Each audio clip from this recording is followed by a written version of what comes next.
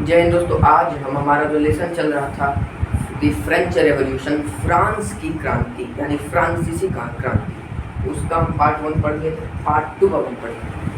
Part 1 में हमने देख लिया था जो लोग थे, सबसे पहले तो एक टेनिस कोर्ट में मतलब जुड़ते मिलते हैं एक जगह पे, वहाँ पर मतलब वो जैसे आपने चेन्नई एक्सप्रेस देखी है ना मूवी, उसमें शुरुआत में मार धाड़ किया जाता है, मारते उसके बाद उस मार पड़ती रहती है हीरो को, उसके बाद वो बताता है क्यों मार पड़ रही थी, मार धाड़ क्यों हो रहा था, इस तरीके से बताया जाता है। उसी तरीके से शुरुआत में जो जैसे पिक्चर से पहले टेलर जो आप देखते हो ना, वो है ये, तो वही यहाँ पर बताया गया है कि शुरुआत नहीं, वो बीच, जैसे आप एग्जाम में बोलते हैं ना कि बीच का क्वेश्चन आएगा, यानी कुछ प्रश्न हैं जो पूछे जाएंगे वो बीच से पूछे जाएंगे, उसी तरीके से बीच का कुछ भाग शुरुआत में हमें दिखा दिया गया है।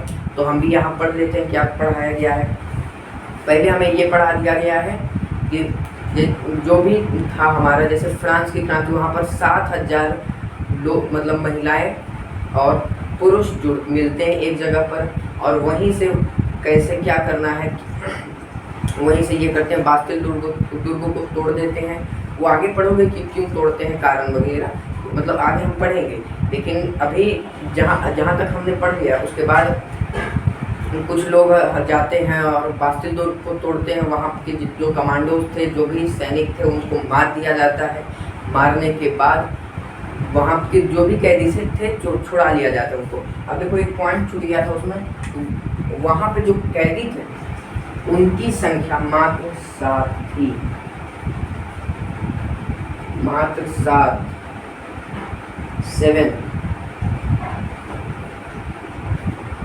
वहाँ पर 7 कैदी थे, 7 कैदी थे जिनको गिरफ्तार करके रख दिया गया था, उनको कारावास में डालकर रख दिया गया था। उसके बाद उनको छुड़ा लिया जाता है, और जो उस बास्तिल दुर्ग को तोड़ने के बाद जो भी ईंटें पत्थर थे, उन सभी को अपने मतलब बाजार में, हाट में लगा करके बेच दिया गया। और बेचने की मतलब उसको सब जानबूझ कर रखे कि देखो ये हमारे राजा के विरुद्ध पहली विजय थी। जैसे आप मान के चलो कभी क्रिकेट देखने गए, जैसे क्रिकेट देखने गए, अब वहाँ पर आप कुछ खाए कुछ पिए, मान के चलो आपने कोई ड्रिंक लिया, या मान के चलो आप कोल्ड कॉफ़ी पिए, उसको आप क्या कहते हो, घर में बड़े संभाल के रखते हो कि जब हम क्रिकेट खेलने गए, क्रिकेट को देखने गए थे, तब मैंने ये पिया था। आप पॉपकॉर्न खाए तो उसको जिसमें वो दिया गया वो जो डब्बा था, उसको आप रख दिए कि हम जब वहाँ गए थे तो ये खाए थे। करते हो ऐसा? तो जब राजा के खिलाफ उनकी पहली विजय थी, उस समय उन्होंने उस किले के एक एक पत्थर को तोड़ करके अपने घरों में रखा था। क्यों रखा था? क्योंकि ये उनके दुराचारी राजा के विरुद्ध पहली विजय थी। अब देखो यहाँ पर आप पढ़ रहे हो फ्रांसीसी क्रांति। अब यहाँ पर आपको पढ़ने से पहले आपको ये समझना पड़ेगा क्रांति शब्द का यानी रिवॉल्यूशन शब्द का मतलब क्या है, क्रांति शब्द का मतलब क्या है। सबसे पहले आप समझो, कोई भी एक कारण कभी भी क्रांति को जन्म नहीं देता है। क्यों नहीं क्रांति को जन्म देता है? क्योंकि जैसे कोई भी अगर एक छोटी सी बात होगी तो आप हो सके तो आप आंदोलन करोगे, सत्याग्रह करोगे, यही करोगे। लेकिन क्रांति हो गया लगभग पूरे देश में, पूरे राज्य में क्रांति, ठीक है। तो कोई भी एक कारण कभी क्रांति को जन्म नहीं देता। 1857 की क्रांति में आपने पढ़ा होगा कैसे अंग्रेज लूट पिटाए थे, एकदम बहुत अच्छे तरीके से कुचा गया था वो लोग। अब देखो क्यों हुआ था। 8th क्लास में, 8वीं कक्षा में आप पढ़े थे इतिहास में, जो आपका था शायद पार्ट 1 में था, मतलब पुराने बुक के अकॉर्डिंग पार्ट 1 में था, नए बुक में एक ही में दे दिया गया था। अब देखो उसमें क्या था कि आपको उस चैप्टर से, जैसे रिवॉल्यूशन ऑफ 1857 एंड आफ्टरमाथ, वो जो शब्द है कि क्रांति के बाद यानी उसके बाद क्या हुआ, ये बताया गया है आफ्टरमाथ में। तो देखो क्रांति का एक तो मतलब ये हो, ये क्रांति शब्द आफ्टरमाथ से, रिवॉल्यूशन शब्द जो है आफ्टरमाथ से संबंधित है। कैसे संबंधित है हम आपको बताएंगे आगे। अभी सुनो, अब देखो जैसे वहाँ क्या हुआ था कि तात्कालिक कारण तो मंगल पांडे बन गए थे। क्यों? आपने पढ़ा था कारतूस जो दांत से छिलके, मतलब गाय और सुअर की चर्बी को बनाकर ये अंग्रेज दिए थे, वो आपने पढ़ा। वो तात्कालिक कारण था, उसके पीछे बहुत सारे कारण थे। आपने महालवाड़ी व्यवस्था, रैयतवाड़ी व्यवस्था, फिर नील कल्टीवेशन, ये सब आपने सुना होगा। बूंद बूंद से घट बढ़ता है, धीरे धीरे बूंद होते गया, जितने पाप उसका कुकर्म बढ़ते गया, धीरे धीरे उसका घट पूरा भर गया, उसके बाद कुछ आ गया। अब वही पहले आर्थिक कारण हो गया। आर्थिक कारण में जैसे महालवाड़ी, स्थायी बंदोबस्त, रैयतवाड़ी व्यवस्था, ये सब हो गई। फिर जैसे प्रशासन, अंग्रेजों ने बहुत सारे सुधार किए। अब जैसे धार्मिक सुधार हो गए, सामाजिक सुधार में जैसे आपका हो गया कि जैसे बाल विवाह को रोक दिया। बाल विवाह उस समय रुका नहीं, लेकिन बहुत हद तक कम कर दिया गया। पूरी तरीके से रुका नहीं, लेकिन बहुत हद तक कम कर दिया गया। फिर सती प्रथा को बैन कर दिया गया, सती प्रथा को स्थगित कर दिया गया, खत्म कर दिया, समाप्त कर दिया गया। तो इसी तरीके से तमाम सामाजिक कारण, सामाजिक सुधार हो गया, आर्थिक सुधार हो गया, फिर प्रशासनिक सुधार हो गया, धार्मिक सुधार हो गया। इसी तरीके से और देखो तकनीकी सुधार, जैसे रेल में उन्होंने क्या किया था कि जैसे रेल में जैसे ना कि ट्रेन में, जिसको आप लोक पथगामिनी कहते हो, उसमें क्या कर दिया गया कि कोई भी जैसे हो वहाँ पर टिकट लिया, अपना बैठा। अब मान के चलो उस समय क्या होता था, जो पंडित जी होते थे उनका वैल्यू बहुत ज़्यादा होता था, आज भी है। तो क्या होता था ना पहले कि जैसे आपको जो टिकट मिला तो उनको मिला नीचे, और जैसे पहले निम्न वर्ग के जो लोग होते थे ऐसे विभाजित था, ये गलत था लेकिन विभाजित था, तो वो बैठा ऊपर। पंडित जी बड़ा अच्छी हो गए, ऐसे हमको नीचे बैठाया, उसको टीटी को बुलाया, भिड़ गया आपस में, टीटी को बुलाया क्या, तो अंग्रेज आया, वो बोला, टीटी आया, Pandit ji you sit down and you sit, और वो जो नीचे वर्ग का जो लोग था उसको बोले you sit up and both are sat up. ये बोला, ये हो गया।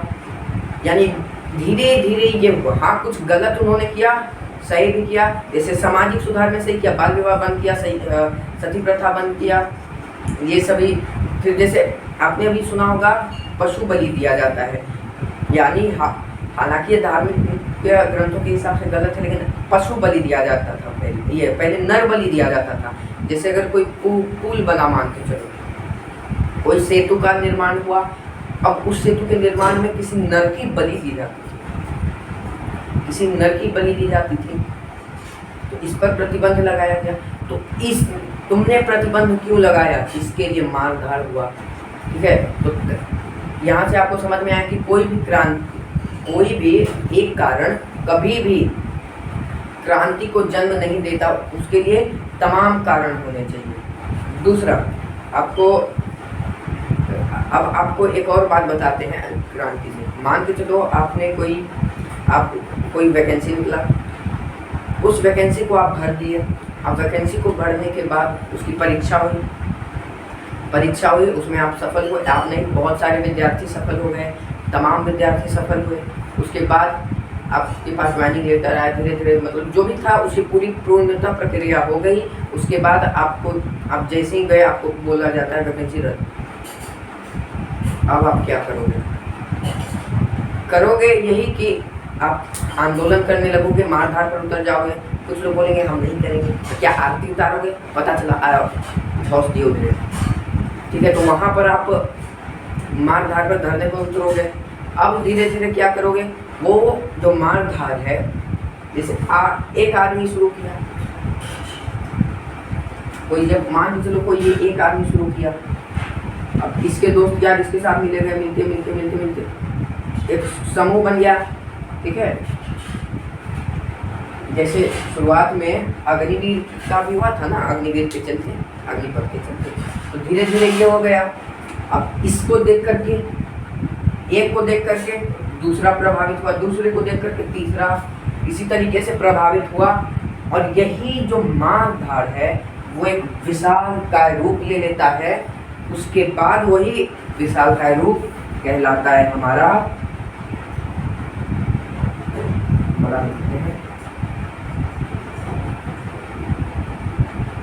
विद्रोह। और ये जो विद्रोह है, इस विद्रोह के बाद एक बड़ा बदलाव, एक बड़ा परिवर्तन देखने को मिलता है।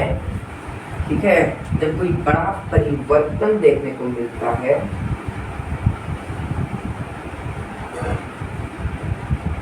अब इस परिवर्तन, जब बड़ा परिवर्तन देखने को मिल गया, अब इस परिवर्तन जो देखने को मिल गया, इसी को कहते हैं हम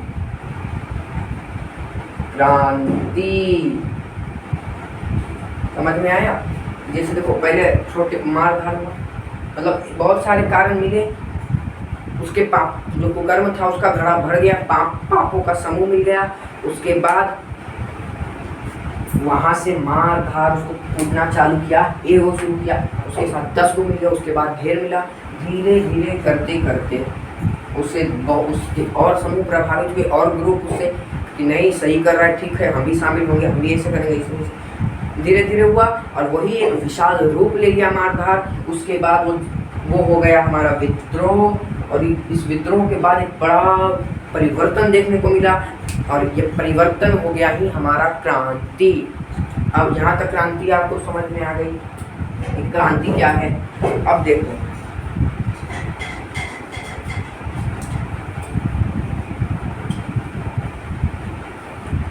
क्रांति तक समझ में आया कि क्रांति किसे कहते हैं। अब जो हमारा जो लेसन है उसका जो हमारा जो है वो शुरू हुआ। French society late during 18th century, जो फ्रांस की जो सोसाइटी थी, फ्रांस का जो समाज था, वो 18वीं सदी में, 18वीं शताब्दी में कैसा था उसके बारे में जानेंगे। अब देखो, उससे पहले हम एक बात बताते हैं। उस समय जो फ्रांस का शासक था, ठीक है, उस समय जो फ्रांस का शासक था वो था लुई 16वां। ठीक है, लुई 16। ये जो लुई 16वां, अब ये लुई 14वां, लुई मतलब 1 2 3 4 ऐसे करके बढ़ते गया। लुई 16वां जो था, इसको अगर आप इंग्लिश में पढ़ रहे हो तो लुईस बोलोगे अंतिम में स, और हिंदी में तो लुई स नहीं लगेगा, अंतिम में ई होगा। तो लुई 16वां जो था, लुई 16 जो था, वो था बर्बन फैमिली से। अब ये मत समझ लेना कि वो मतलब वो बिस्किट जो निकला है वो बर्बन नहीं, यहाँ पर एक बर्बन डायनेस्टी है। आपसे ये 1 मार्क्स में MCQ में पूछ लिया जाता है कि जो लुई 16 था बिलोंगिंग टू विच डायनेस्टी, वो किस साम्राज्य से था, किस वंश से था। तो वो था बर्बन डायनेस्टी। बिस्किट वाला बर्बन नहीं, ये दूसरा बर्बन है। ये बर्बन एक साम्राज्य है, एक वंश है, तो उससे था।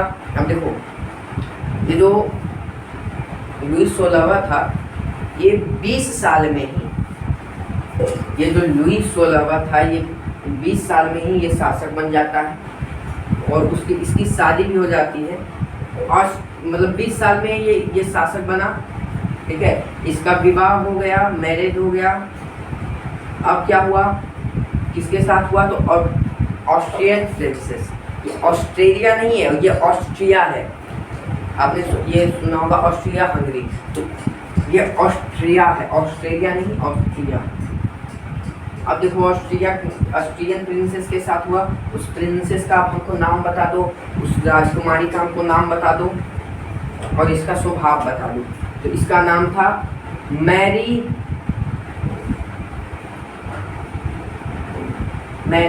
एंटोनेट। मैरी एंटोनेट, ठीक है, मैरी एंटोनेट। यहाँ पर हम आराम से लिखते जा रहे हैं, हमारा नोट्स ऐसे ही जारी है।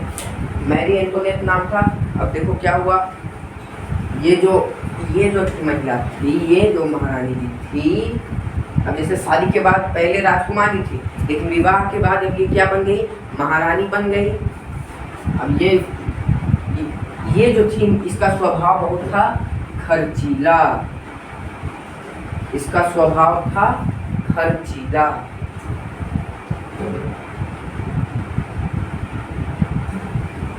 इसका स्वभाव था खर्चीला। अब देखो, ये जो स्वभाव इसका था खर्चीला, आपने सुना होगा वर्साई की संधि के बारे में सुना होगा, ट्रीटी ऑफ वर्सलिस, ठीक है।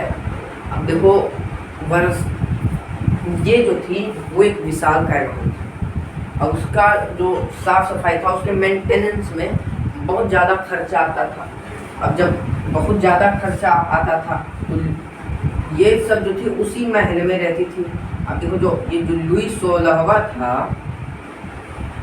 जब ये शासन में आया तो इसको पता चला, इसको मिला क्या, तो इसको मिला एक खूबसूरत सा उपहार, अति सुंदर उपहार मिला, जो था इम्पिटी ट्रेजडी, यानी कि खाली राजकोष। राजकोष भंडार पूरा खाली था।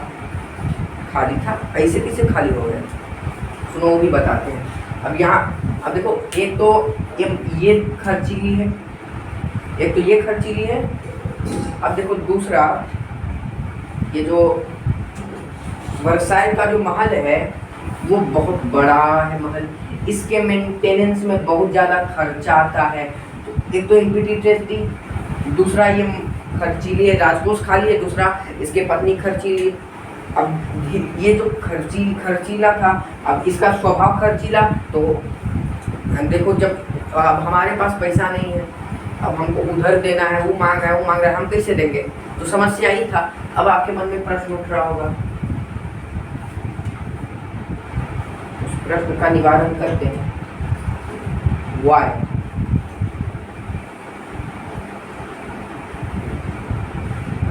ट्रेजडी इम्पटी क्यों था, राजकोष खाली क्यों था, ये प्रश्न आपसे परीक्षा में पूछा जा सकता है, 2 नंबर 3 नंबर जितना में पूछ जाए।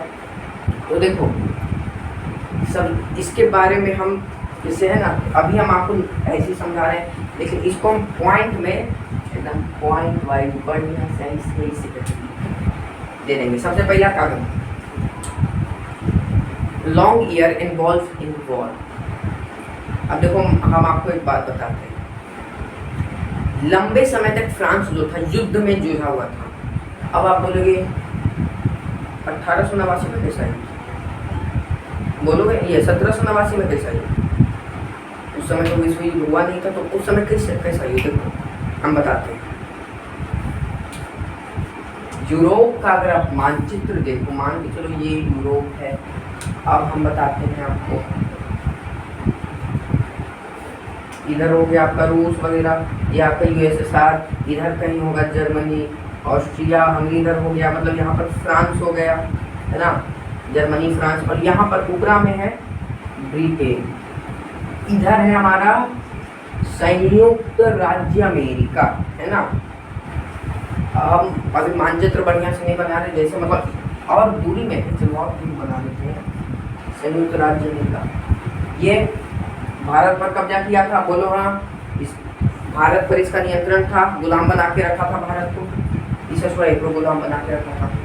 जब कोलंबस निकला था भारत की खोज करने, तो वो इधर जाने के बदले वो इधर चल गया, तो ये वो अब संयुक्त राज्य अमेरिका में चल गया। तो अब देखो फ्रांस में और ब्रिटेन में रहता है 36 का आंकड़ा, 36 का आंकड़ा, ठीक है, इसको हिंदी में लिख देते हैं। फ्रांस और ब्रिटेन में रहता है 36 का आंकड़ा। इसने सोचा कि अगर हम इसके साथ मिल जाए, अमेरिका को मतलब सपोर्ट करें, अमेरिका को अगर हम सपोर्ट करेंगे तो हमारे मतलब जो है वो हमारे साथ रहेगा, और दूसरा ब्रिटेन से जो हमारी दुश्मनी है, जो हमारी किरकिरी है, वो निकलेगा। लेकिन अब ऐसा थोड़ी है कि जैसे बंद बुद्ध और बुढ़ो कार्टून में बद्रीनाथ और बुद्धदेव ये सब क्या बोलते हैं, मॉनिटर जीवा के मॉनिटर बनने पर, जीवा तुम आगे बढ़ो, हम तुम्हारे साथ है, बाद में साथ छोड़ देता है, बोलने से कुछ थोड़ी हो गया। तो इसको क्या करना पड़ेगा, इसके साथ इसको फाइनेंशियल सपोर्ट भेजना पड़ेगा, गोली बम बारूद बम्बार्डमेंट करने के लिए मिसाइल जहाज जो था 2, बस मारने के लिए 2, इसको ऐसे बोलने से नहीं हुआ, दिया, अब हो गया नहले पे दादा। क्या हुआ, इसके पास उतना पैसा था नहीं, काहे नहीं था अभी हम बताते हैं। इसको देखिए, कर्जा पहले तो कर्ज में डूबल था, कर्ज में डूबा हुआ था फ्रांस। इसके बाद इसने और कर्जा लिया, किससे लिया? मनी लेंडर से, मतलब जो भी जमींदार थे, बड़े बड़े आदमी थे, उससे ले लिया। अब जब उनसे लोगे तो मतलब उसका जो टैक्स देना पड़ेगा, इंटरेस्ट देना पड़ेगा, है ना।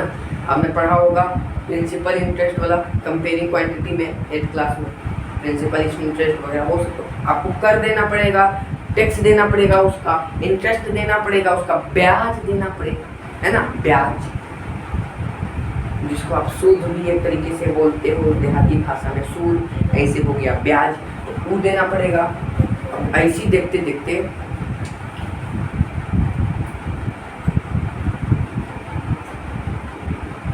ध्यान से देखना, 20 अरब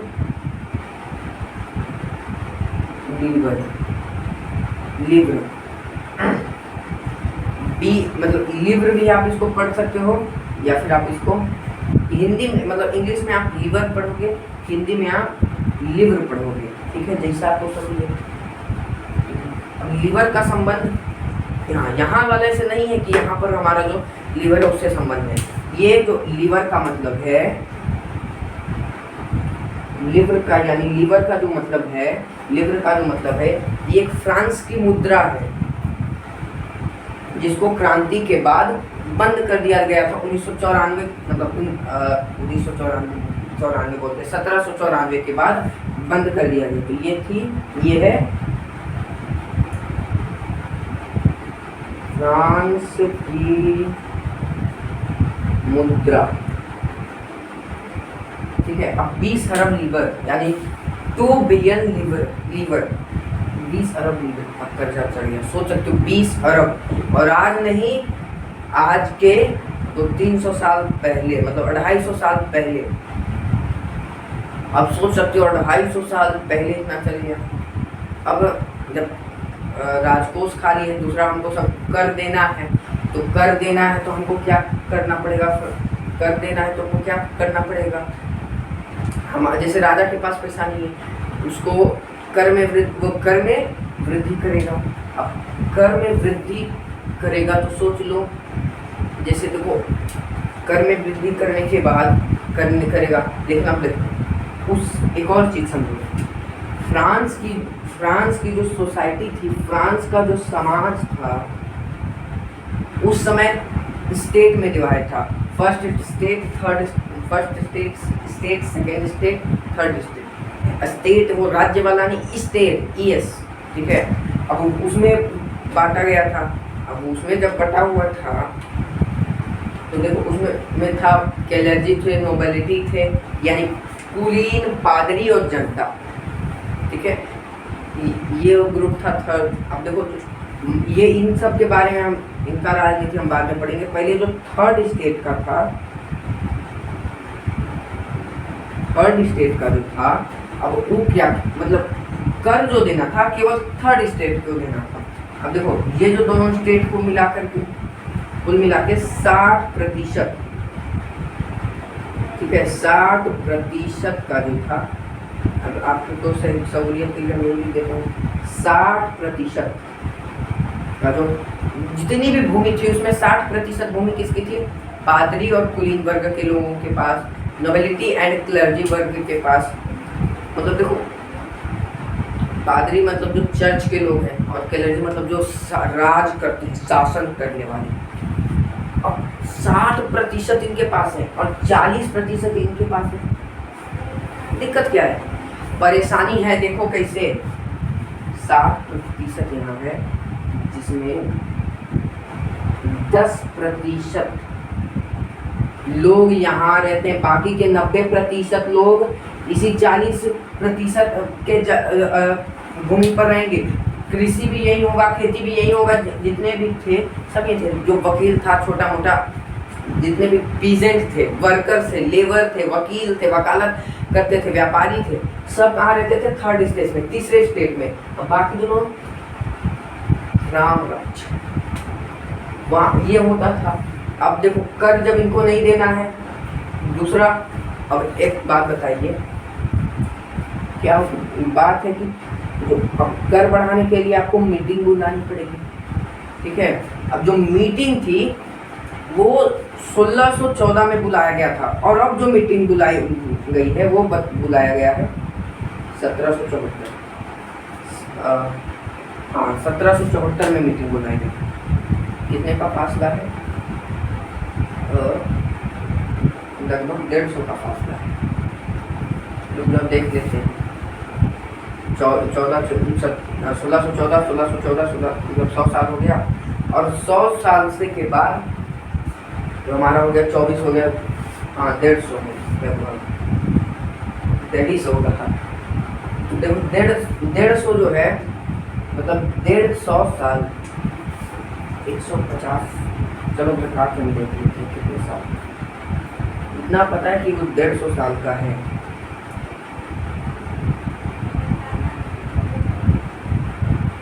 एक बार हम भी संतुष्ट हो जाए, 4 में से 4 बचे, 7 में से 1 जाएगा 6, नहीं तो 1664 में लगता है बुलाया गया। हाँ 1664, यानी कि 150 साल के बाद मीटिंग बुलाई जा रही है। अब बताओ, जनता को जब अगर परेशानी रहेगी तो वो क्या, जनता को अगर परेशानी रहेगी तो बोलेगी तो मीटिंग में ही, चिट्ठी भेजते रहो कोई रिप्लाई नहीं, जो भी होगा बोलेगी मीटिंग में ही। अब बोलो 150 साल के बाद लगभग ये मतलब दो पीढ़ी लगभग समाप्त, ठीक है, 2 पीढ़ी समाप्त हो गई, तब आप मीटिंग बुला रहे हो। आप बताओ, यहीं से तो मतलब जो अफरा तफरी है वो चालू हुआ। 2 साल के बाद मीटिंग बुलाई गई,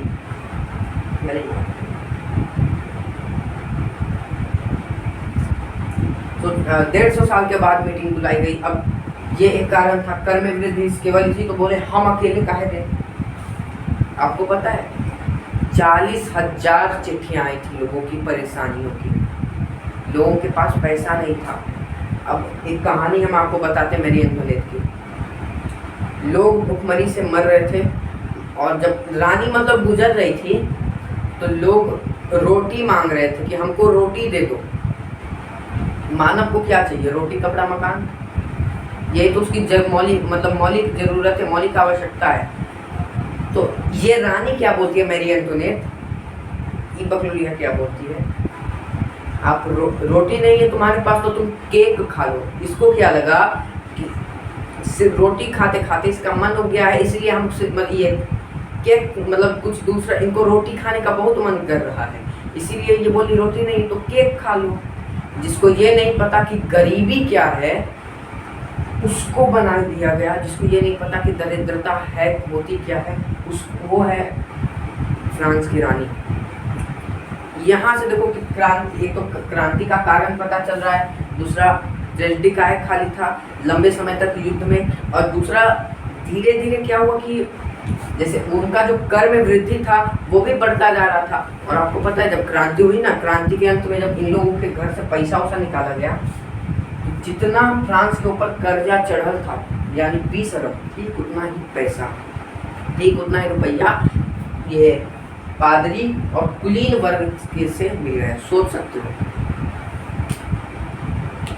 और वही कारण है, भारत एक गरीब देश नहीं है। भारत मतलब भारत में गरीब तो नहीं है, लेकिन भारत में अगर भुखमरी नहीं होती, अगर लोग पैसा दबा के नहीं रखते, यही सोच लो।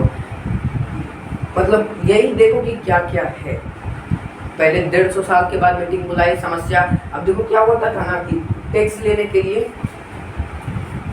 के लिए जैसे ये मान के चलो हम बनाते हैं वर्साई क्या महल, यहाँ बैठा है राजा, इधर बैठी है मतलब पादरी और कुलीन वर्ग, और इधर है हमारी जो थर्ड स्टेट के लोग, जनता लोग जो है मतलब छोटे मोटे लोग हैं। वो अगर कुछ भी होता था, इधर 600 आदमी है, 300 इसमें, 300 इसमें, 600 आदमी थे जनता से मतलब थर्ड स्टेट से, और फर्स्ट और सेकेंड स्टेट से 300 लोग थे, यानी 600 इधर 600 इधर। अब इनको क्या था, इनको वोट देने का अधिकार ज़्यादा था, और इनको इनके वोट का मतलब सबके मिला के 1 वोट दिया जाता था, इनको सबको वोट देने का अधिकार था। और राजा, ये सब राजा के समर्थक थे, क्यों? क्योंकि पैसा मिल रहा था, ये भी, ये दोनों टैक्स लेते थे, तीथे टाइल ऐसे करके। इन लोगों को बढ़िया से रात, मतलब बोलते ना रात से ठाट के साथ बिठाया जाता, वैसे बिठाया जाता था। इन लोगों बेचारों को जमीन पर बैठना पड़ता था, किसी को खड़ा रहना पड़ता था।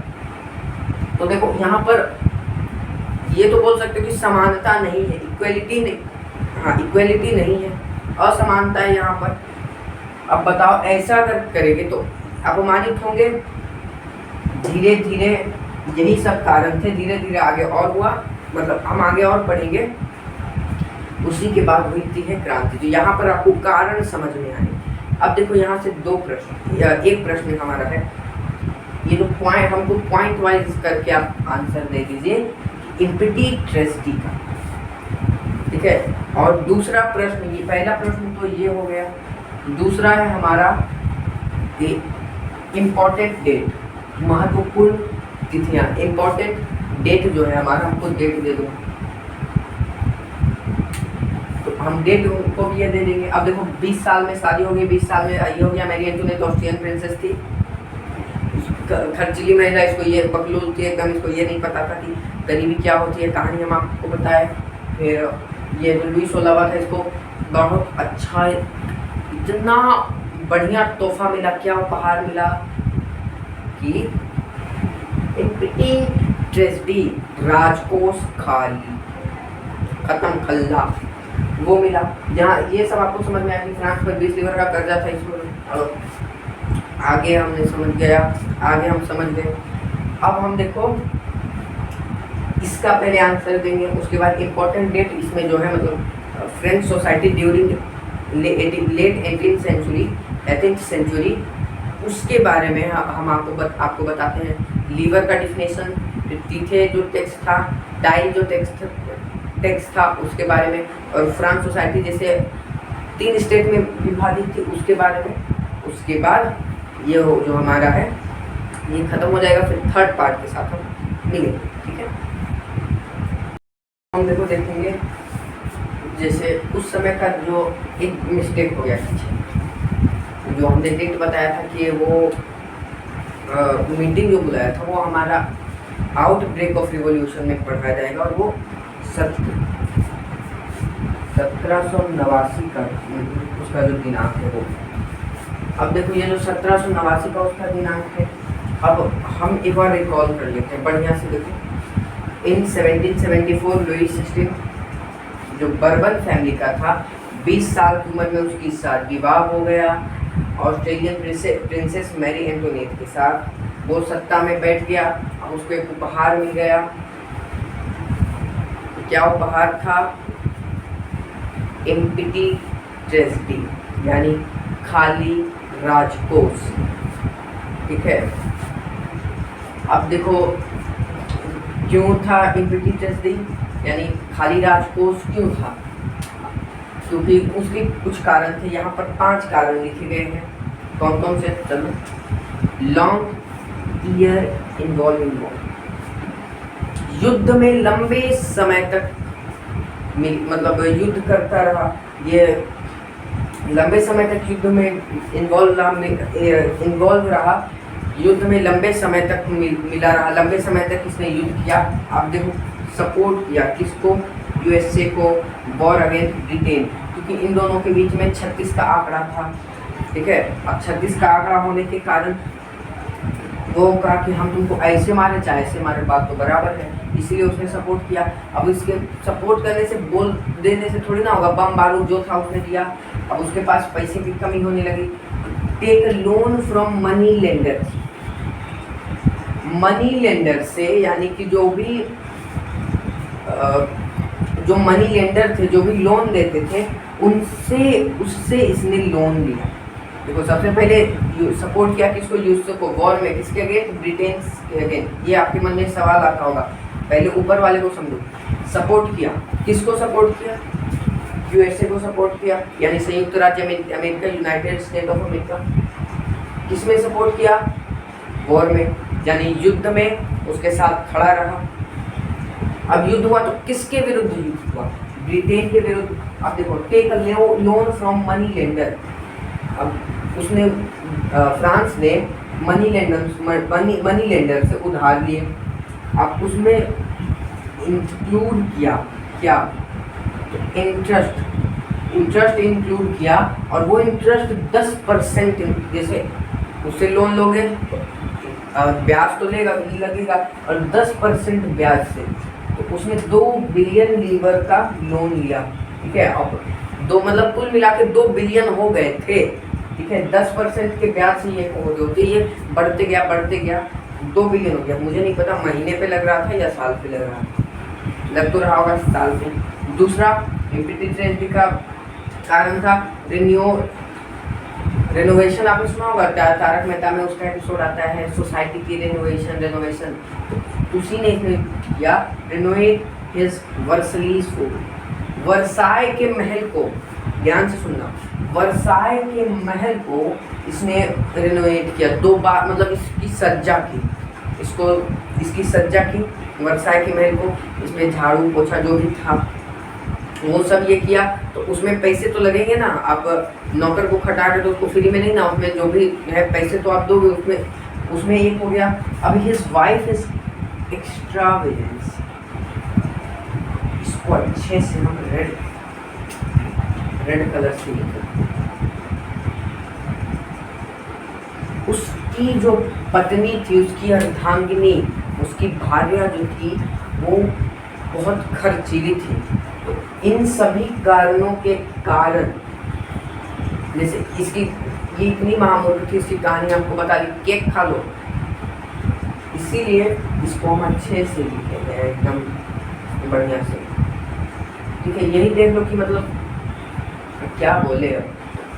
ये 5 कारण थे, इसको लिख दोगे परीक्षा में अच्छे नंबर मिल जाएंगे। अब देखो ये 5 पॉइंट थे, क्या लंबे समय तक युद्ध में था, अमेरिका को सपोर्ट किया किस चीज़ में, तो अमेरिका के साथ खड़ा रहा युद्ध में, ब्रिटेन के विरुद्ध अंग्रेजों के विरुद्ध उसने युद्ध में सपोर्ट किया। दूसरा क्या था, सपोर्ट किया तो उसने लोन लिया किससे, तो मनी लेंडर से, तो उसमें 10% का ब्याज जुड़ा, और वो ब्याज 2 बिलियन लीवर हो गया, यानी समझ सकते हो 20 अरब हो गया, ठीक है। अब देखो यहाँ पर लीवर शब्द आया, लीवर शब्द का मतलब unit of currency in France, this continued in 1794। ये फ्रांस की मुद्रा है, जैसे यूनिट है फ्रांस की, ये क्या है, ये जो लीवर है ये फ्रांस की मुद्रा है, और ये इसको बैन कर दिया गया था, इसको समाप्त कर दिया गया था कब, तो 1794, ठीक है, 1794 में इसको दरखास्त कर दिया है। अब देखो तीथे क्या है, tithe tax levied by church comprising 1/10 of agriculture produce. देखो ये जो तीथे है वो एक कर है, ये एक टैक्स है जो कि लिया जाता था चर्च से, यानी क्लर्जी से, यानी कि पादरी से।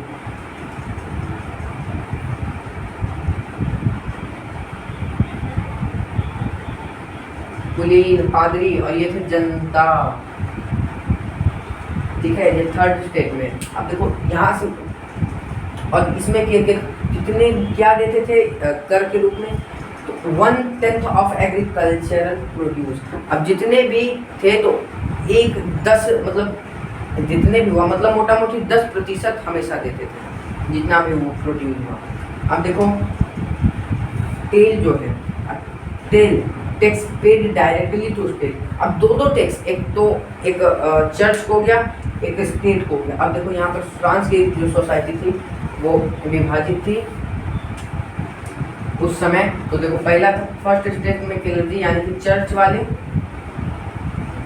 दूसरा हो गया नोबेलिटी यानी कुलीन, और तीसरा हो गया जनता। जनता में क्या है, जो छोटे मोटे काम कारीगर वगैरह हैं, कूली है, पीजेंट है, वर्कर है, लेबर है, वो सब हो गए। फिर कुछ अमीर लोग, व्यापारी हो गए, वकील हो गए, जज हो गया, जो भी है ये सब। अब ये रूलिंग क्लास हो गया, ये चर्च हो गया, ठीक है, ये शासन करने वाला ये चर्च। अब जो है हमारा स्ट्रगल टू सर्वाइव, ये अब हम करते हैं। अब देखो यहाँ इतना आते आते अब जैसे ये बोल रहा है टैक्स इंक्रीज करने के लिए, यहाँ आते आते फ्रांस की जो ये है, मतलब अर्थव्यवस्था एक तरीके से कह सकते, अर्थव्यवस्था पूर्णतः डूब चुकी है। अब यहाँ आते आते फ्रांस की जो पॉपुलेशन थी वो हो गई थी करोड़, और मिलियन मतलब 23 मिलियन हो गई थी। 23 मिलियन पहले थी, उसके बाद हो गए 28 मिलियन। अब देखो इसको, पहले 23 मिलियन थी, अब 28 मिलियन हो गई, ठीक है। अब इससे क्या हुआ, तो शॉर्टेज ऑफ फूड ग्रेन, जैसे जितनी जनसंख्या बढ़ेगी तो फूड ग्रेन्स की डिमांड भी बढ़ेगी, तो इससे क्या हुआ, फूड ग्रेन्स की शॉर्टेज होने लगी। कितने, 2.8 करोड़ जनसंख्या हो गई, ठीक है। तो फूड ग्रेन्स की जो भी अनाज थे, अनाज की कमी होने लगी, शॉर्टेज ऑफ फूड ग्रेन्स। अब ऐसा हुआ तो कहाँ से लाएंगे, तो हमें तो लाना पड़ेगा, इसीलिए मतलब फूड ग्रेन्स की शॉर्टेज हो गई। अब यहाँ पर शॉर्टेज हुआ तो भैया हम यहाँ कैसे दें, समस्या ये थी। और दूसरा, जनसंख्या बढ़ी, लैंडमास छोटा था, ठीक है। अब लैंडमास छोटा, उनको कैसे खिलाओगे। पहले ठीक जैसे हम 4 पैसे कमाते थे, 4 लोग थे उसमें हम गुजारा कर लेते थे। अब अभी भी हम 4 पैसा ही कमा रहे, लेकिन मतलब अब हमको 10 को खिलाना है, तो कैसे होगा, समस्या ये थी। और उसके बाद इधर भी देना है, इससे हो गया subsistence crisis, an extreme situation when basic means of livelihood is endangered. यानी एक ऐसी एक्सट्रीम सिचुएशन, एक ऐसी भयावह स्थिति जब हमारी ज़रूरत की, हमारी आवश्यकता की वस्तुएं ही हमें ना मिल रहा हो, ठीक है। तो यहाँ तक हमारा कंप्लीट हुआ। अब जो हमारा अगला टॉपिक है, जो मिडिल क्लास का उदय होता है। जैसे इतनी भयावह स्थिति हो गई थी, तो किसी को, अब जैसे देखो इसमें भी जैसे सबकी नहीं हुई थी, जो अमीर थे उनके पास पैसा है तो वो टैक्स भी दे रहे हैं, आराम से खा भी रहे हैं, उनको तो कोई परेशानी थी नहीं, तो उनके बच्चे पढ़ रहे थे। अब वो सब जो है वो सब प्रभावित हुए, कुछ फिलोसफर से, कुछ दार्शनिकों से प्रभावित हुए, जैसे रूजो से, मोंटास्क्यू से, तो इन सभी से प्रभावित हुए। अब उन्हीं सबकी सोच से, उनकी बुद्धि से वो क्रांति करते हैं, कैसे, मतलब वही सब क्रांति करते हैं, मध्यवर्गीय लोग, ठीक है। तो यहाँ उसको हम अब आगे का जो क्लास है वो हम कल करेंगे। तो मिलते हैं नेक्स्ट क्लास में, तब तक के लिए जय हिंद, जय भारत, वंदे मातरम।